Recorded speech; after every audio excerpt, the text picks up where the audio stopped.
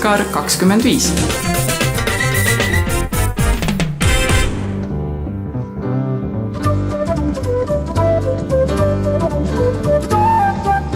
Teine episood festivali Jatskaar 25 saavast loost.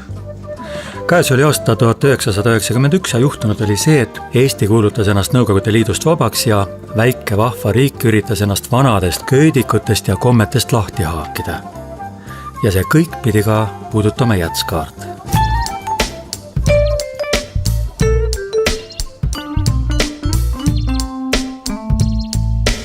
Aasta 1991.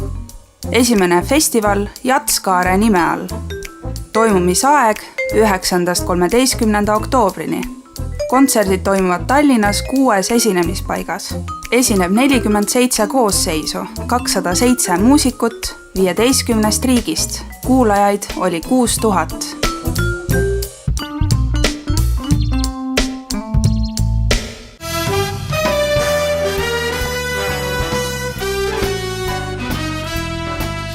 Lootusrikas Anne Erm enne festivali nädalalehes Siru. Kui nüüd välk sisse ei löö, saab festival teoks kõigi raskuste kiuste ja seda tänu sponsoritele, kes panid üritusele rahapaki alla. Teine festival algas tegelikult kohe, kui esimene lõppes. Sest Anne Ermi kaela jäänud võlad ja naha vahele pugev väike hirm nende ees kannustasid teda kohe tegutsema. Anne pani oma säästud mängu, hingas sügavalt sisse välja ja hakkas jälle kandade välkudes otsima sponsoreid.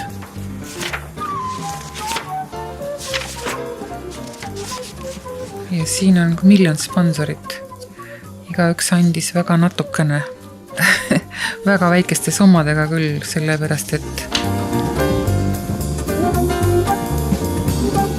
oli iseseisvuse esimene aasta, aga kuidas selle rahaga oli? Et ikkagi oli veel rubla. Aga eks ma otsisin siis uusi toetajaid, et kuidas siis võlgu maksta. Tegelikult ta oli jälle terve suvetöö, sellepärast, et festival oli ju sügisel. Nii et ei mingit puhkust sellest ajast. Ja kui nüüd vaadata seda järgmise aasta festivali, siis ega siin väga palju välisesinejaid nagu ei ole.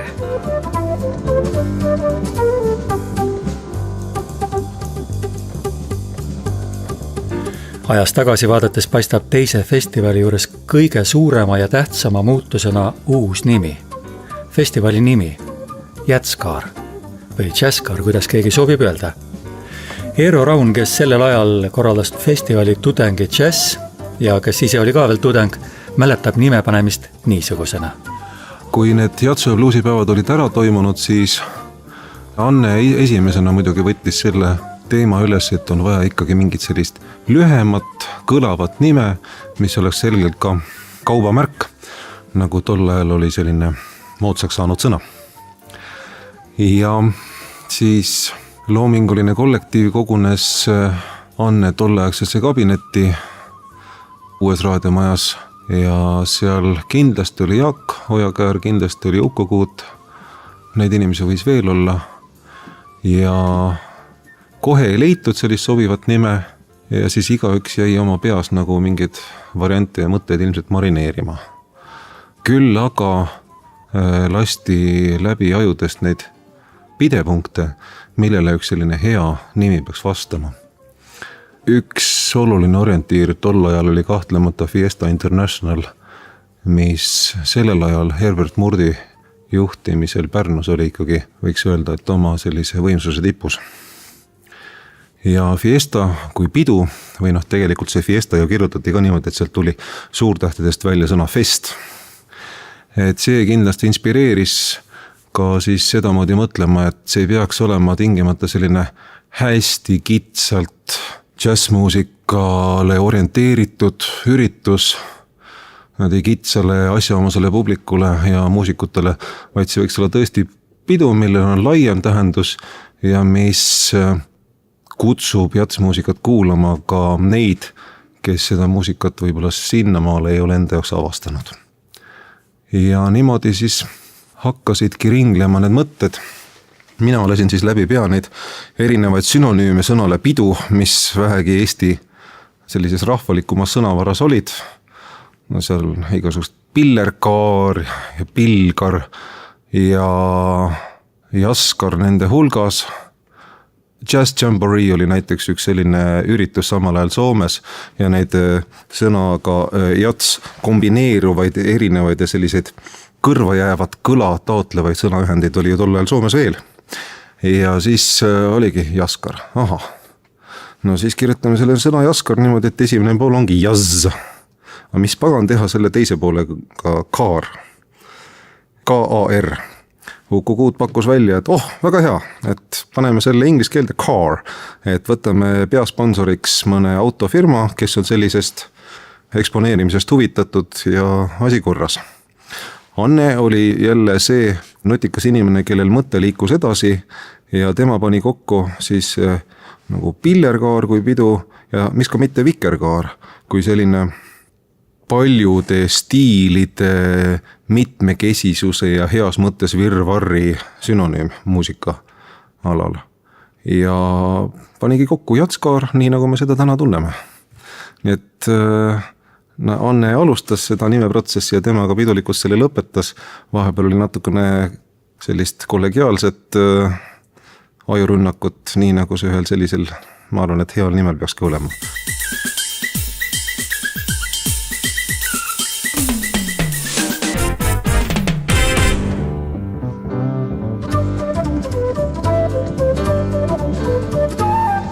Kus meil ka on?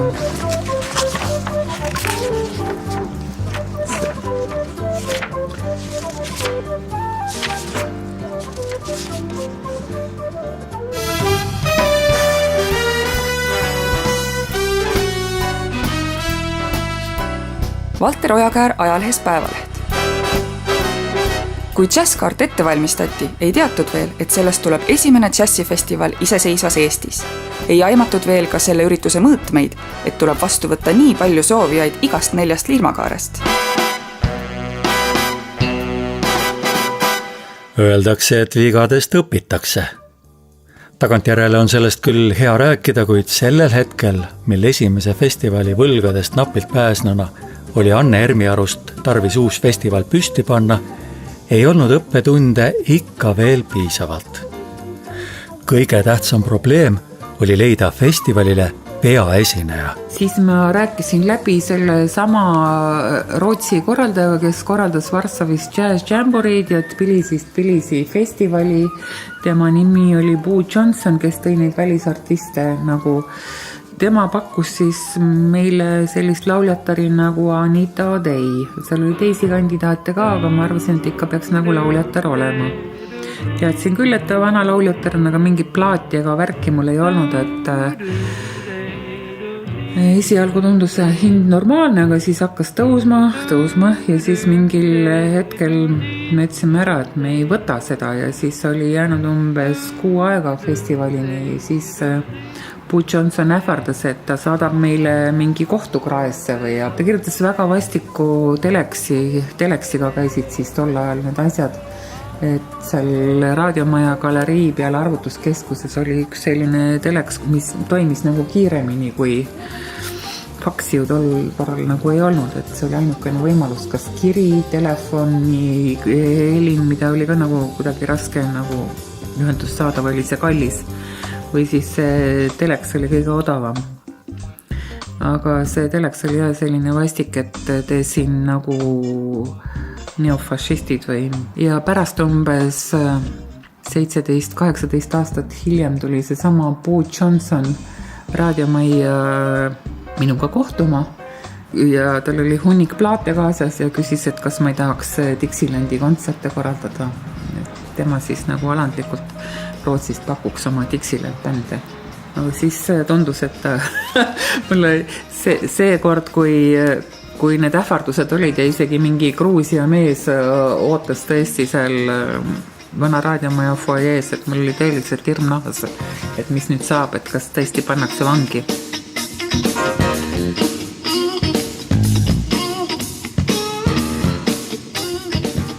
aga vangi siiski ei pandud, et olid siia saabunud Marju Kuut ja Uku Kuut ja nad pakkusid siis sellist bändi, nagu nende sõber oli Jeff Lorber Fusion ja kiiresti sai siis need materjalid nagu ringi tehtud ja see kontsert oli päris edukas ja täitsa mõnus selline, seda sorti muusikat täpselt nagu meil ei olnud veel populaarne, meil oli rohkem kas swing või mainstream või Avicenna nagu läks sinna poole, aga igatahes oli päris tore kontsert.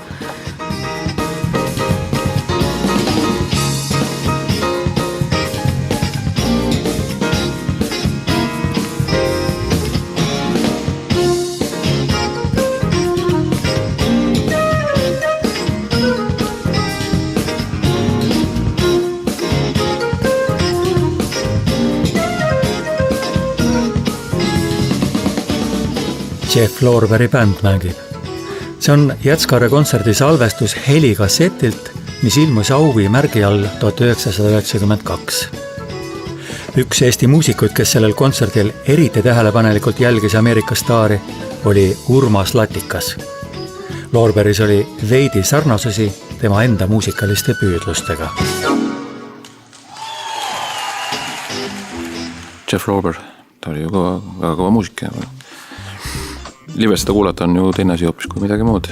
Jätskaar selles mõttes ongi olnud ju selline teenäitaja ja tuletungal Eestis muusikas, et on toonud sellised ka hetkel maailmastaarid siia Eestisse koju ette, nii et tema tähtsust on nagu raske üle hinnata.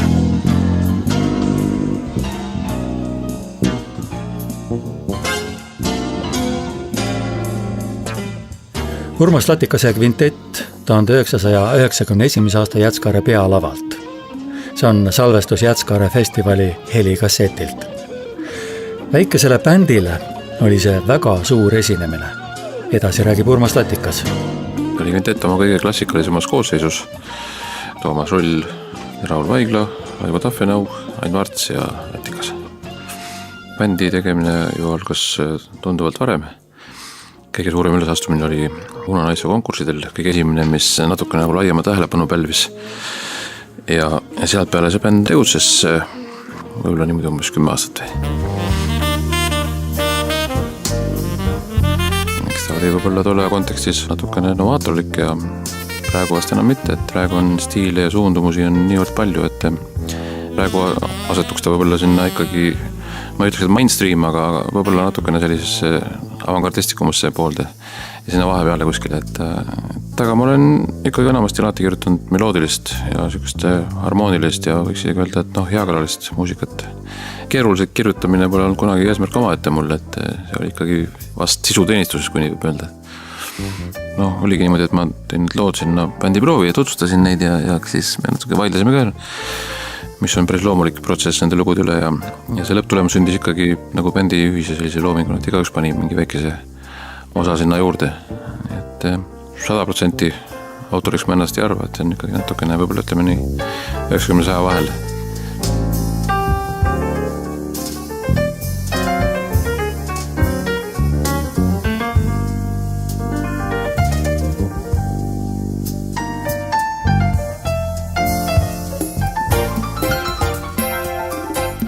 Ajalehest Sirp.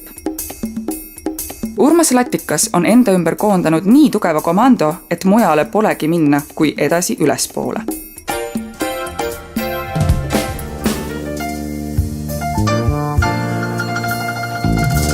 Aga see põlvkondade pikk erinevuseks see ju toimub kogu aeg, et iga järgmine põlvkond toob midagi enda omast ja siis ongi kasulik vaadata kahele poole, nii sinna, mis oli ennem ja sinna, mis on praegu ja sinna võib-olla, mis tuleb, et ise ka mitte vanama otsaks muutuda.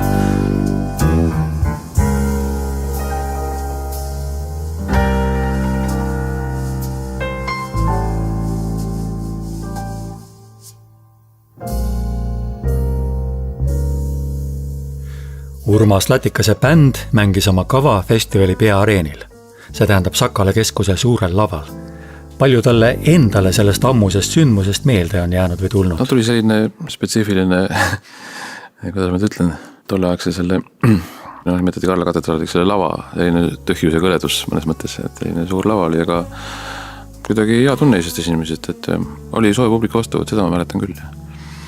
Urmas Latikase grupp sai hiljem teha ka mõned tollal väga haruldased välisesinemised ja Eesti džässi loosse jättis ta pärast laiali minemist sügava jälje. No eks ta oli selline projektibänd nagu algusest peale, et kõik liikmed on ju ise suurepärased muusikud ja solistid ja väga isikupärased ja eks see on loomulik, et igaüks tahab teha enda projekti ja see on talle nagu kõige hingelähedasem ja ühel hetkel võib-olla ei see asi mõnes mõttes hooletusse ka, et oli vaja hakata rohkem nagu, kuna ma olen olnud algusest peale freelancer, vabakutseline muusik, et siis oli võib-olla see leivateenimismoment tuli sinna vahele ja selline asi eeldab kogu aeg värsket mõtet ja värsket verd, et kui vahepeal seda nagu väheks jäi, et siis oli loomulik, et Urmas Latikase bändis saksofoni mänginud Raivo Tafenau jaoks oli see Jätskaare kontsert eriline.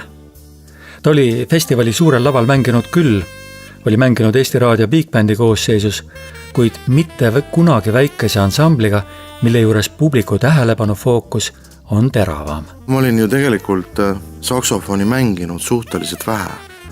Ma esimese tunni sain Villu Veski käest, kui ma olin 21. Ma olin ikkagi akordionist, ikka akordioni mängija, ma pool elu. Aga siis ikka harjutasin kogu aeg, ma harjutasin ikka tunde päevas, ikka 6-8 tundi kogu aeg päevas. Ja siis loomulikult, kui Urmas Latikas kutsus bändi, see oli jälle üks tippude bänd. Seal oli Raul Vaigla, kes oli Radaris juba ilma teinud ja varem ja Toomas Rull ja Ain Varts, need olid juba tegijad tegelikult ammu. See oli nagu selline ka kõva väljakutse. Latika harmooniad olid minu jaoks ikka alguses, ma mäletan väga keerulised ette. Ma ei osanud ikka sinna väga midagi sellist peale mängida, mis nagu oleks olnud esteetiliselt kaunis ja nauditav. Ma mäletan ise, ma olin hädas. Alguses mul oli väga raske seal selles džässi maailmas orienteeruda.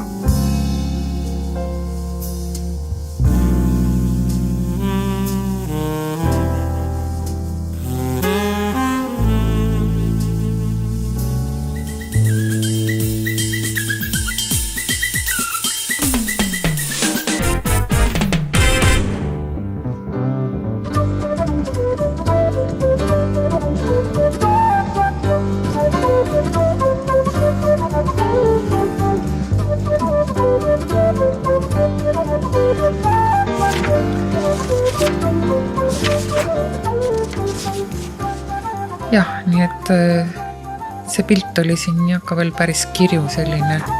No tegelikult ta oli selles mõttes ikkagi närviline, et siin saalid olid ikkagi hõredad. See Jeff Lorber oli täis ja väiksemad kohad olid ka nitševo, aga sinna suurde saali ei olnud nii väga midagi väga head nagu pakkuda. Mitte sellisest maailmaklassist.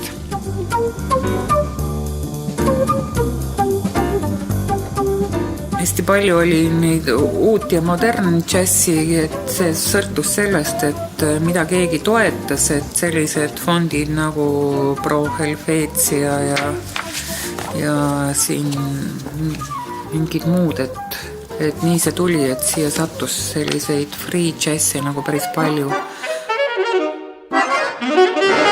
Üks niisuguseid avangardsema hõnguga Jätskaare esinejatest oli väikese kontserdi andnud ja sellega peaaegu märkamatuks jäänud Duo Fatale. Nemad olid Šveitsist ja samal suvel olid nad mänginud ka Pärnus Fiestal. Tegemist oli kunstnikega. Paar, kes improviseeris ja otsis uusi ulatuvusi. Nad olid niisugused peaaegu et ise hakanud muusikud, kelles oli idealismi ja eri moodi õhinat. I am my music is I. For me it's the same, it's not more than me. Because I need my soul. Mina olen muusika ja muusika on mina, nad on üks ja sama. Nii rääkis Jopo. Duo Fatale meespool, kelle päralt olid kõik puhkpillid. Ta ei pidanud ennast helidest tähtsamaks, temal on mängimiseks vaja oma hinge, muidu polevat sellel tegevusel tema jaoks mingit mõtet. Akordonimängija Ingeborg Poffet räägib kirglikult oma suurest janust muusika järele. Ja see janu üha kasvab. In the beginning it was a kind of existing. But later on I wanted really to know more about music and the more I know, the more I want to know. Kõikjal, kuhu Duo Fatale reisid need viivad, on nad uudishimulikult püüdnud õppida selle paiga muusikat, mängida seda järele ja kaasa. Nagu Ingeborg Poffet ütles, loodab ta, et selline elu ei lõpe neil kunagi.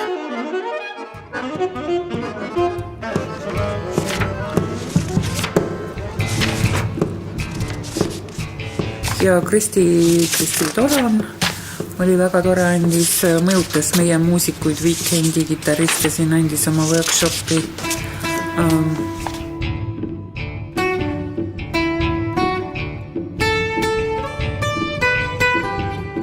Šveitsis elav Iiri päritolu kitarrist Kristi Toran esines Jatskaarel esmakordselt. Esmakordselt seepärast, et hiljem tuli ta siia mitu korda veel tagasi. Praegu oleks päris raske kujutada ette festivali pealaval suures saalis, suure arvu publiku ees, ühte kitaristi üksinda mängimas. Täispikka kontserti, aga tollal oli see reaalsus, sest välismaa muusik oli haruldus, kes lihtsalt pidi saama mängida suurel laval. Pealegi polnud Kristi Torani muusika üldsegi mitte kõrva paitav mainstream. Temal olid loomingulisemad ambitsioonid.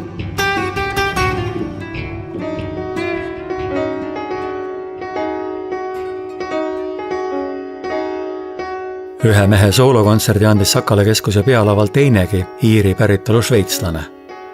Tema nimi on John Wolf Brennan. Selle mehe loominguliste ambitsioonide suund oli komponeeritud helikunsti suunale. Ja kui seda öelda lihtsamalt, siis Brennani kontsert ei olnud sugugi kerge kuulamine.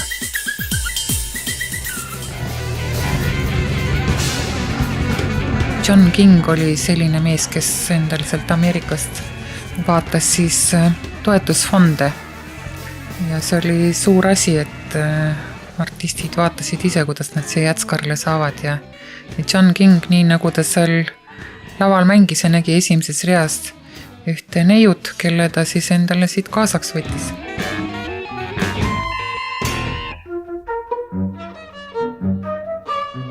Ja Inglismaalt oli siis British Summertime Ends ja me kuidagi ei saanud aru, et seal tuli nagu üks faks ja sellel oli kirjutatud ka Alan Tomlinson, et Alan ei kuulunud üldse selle bändi koosseisu, vaid pidi nagu eraldi esinema, aga meil oli ta siin nagu ühte kokku kõik märgitud.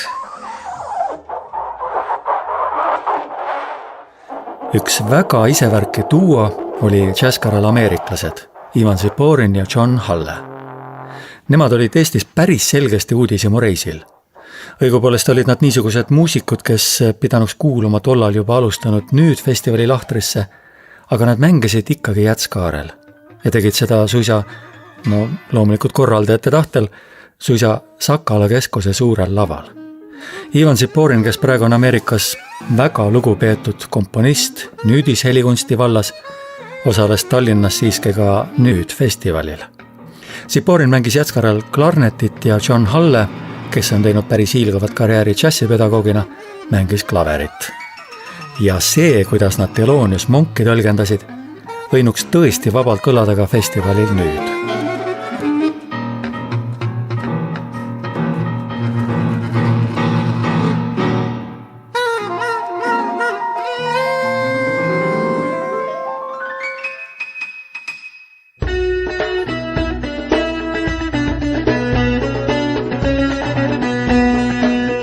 Umbes taolist etnilise hõnguga muusikat, mida kuuleta, mängiti Jatskaarel juba päris alguses.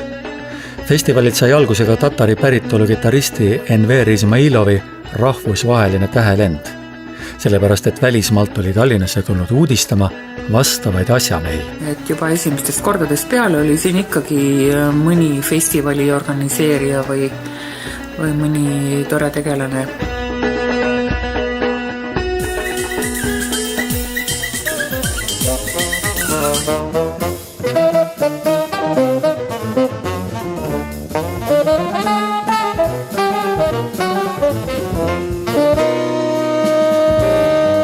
Moskvast oli Jatskaarel grupp nimega Jazznost, kus 2 vene muusiku kõrval mängisid ka aasta varem Tallinnas esinenud ameeriklased Louis Scher ja Tony Martucci. Ühesõnaga oli jälle väga palju esinejaid ja väga palju toetajaid.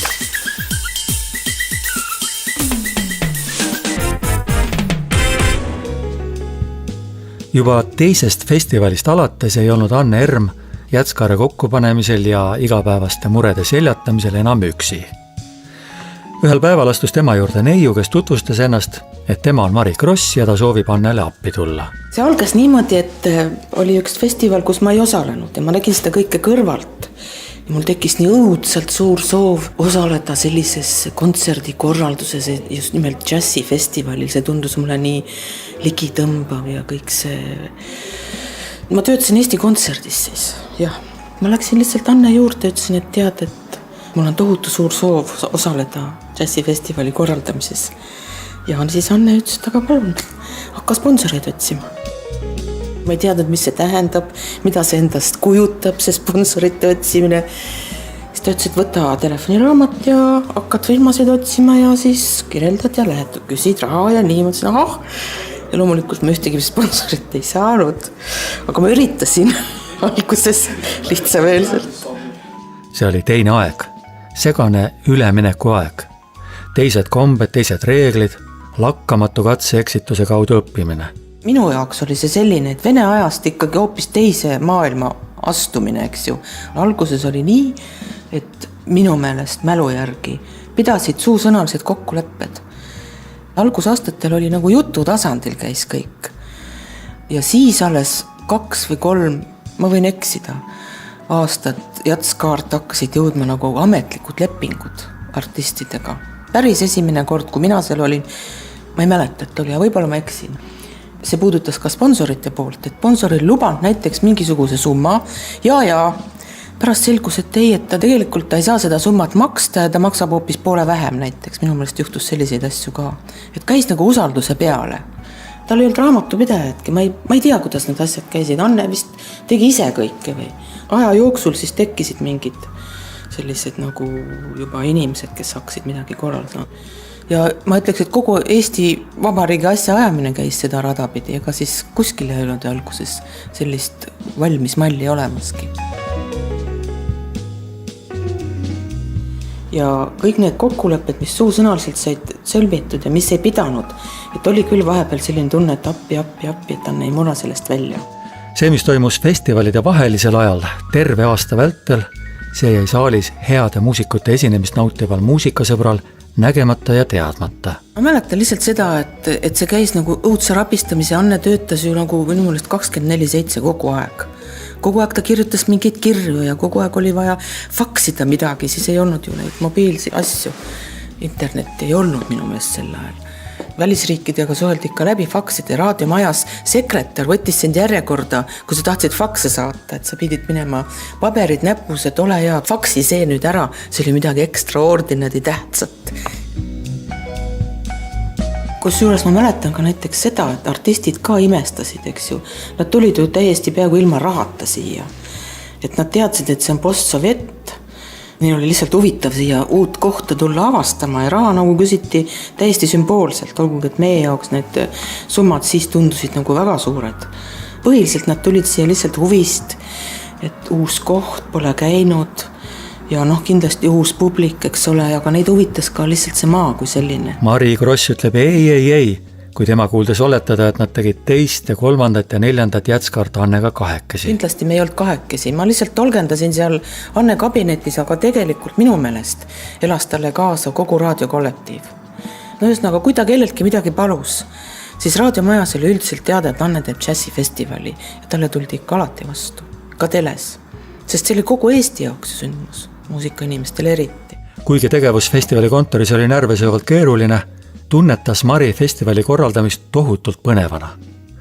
Praegu, see tähendab hulka aastaid hiljem, näib see kõik veel palju suuremana. Minu jaoks need algaastad olidki õudselt kihvtid, sest see oli see aeg, kus hakkas kõik nagu mujal maailma hakkas meie jaoks nagu avanema, eks ju. Me kõik nagu imesime seda kõike, mis sealt tuli ja seda kultuuri ja just neid džässmuusikuid. No palju me siis siin Eestis olime džässiga plaatide pealt ainult, eks ju. Et nüüd nad kõik ise tulid kohale suures ausa kuulsuses, eks ju. Sa nägid neid lähedalt, sa said nendega rääkida, sa olid nendega vabal ajal koos ja suhtlesid kui inimene inimesega. Või ühesõnaga, see oli täiesti midagi enneolematut, see kogemus sellel ajal, ma just mõtlen. Olla selle kõige selle keskel, et kuidas nad kõik siia kokku lõpuks tulevad ja kuidas sellest orgunnist saab siis lõpuks see festival. Et see tundus mulle nii paelu ja ligi tõmbav ja tegelikult oligi selline, kui need artistid hakkasid siis tulema ja kontserdid toimuma ja see oli ikka vapustav.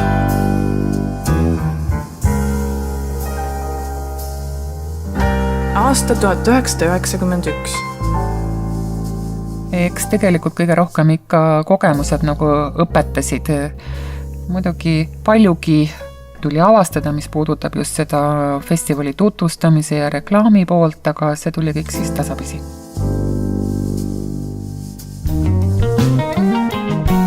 Kuulsite teist saadet sarjast Jätskaar 25.